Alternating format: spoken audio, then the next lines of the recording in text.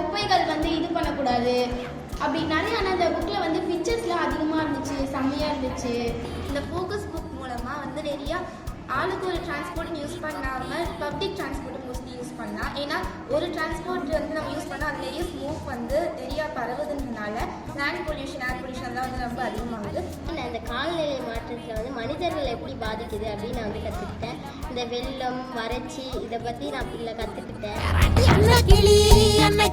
அடியால மரக்கிழவண்ண கிளி நல்லபடி வாழ சொல்லி இந்த மண்ணை கொடுத்தானே பூர்வ குடி கம்மங்கர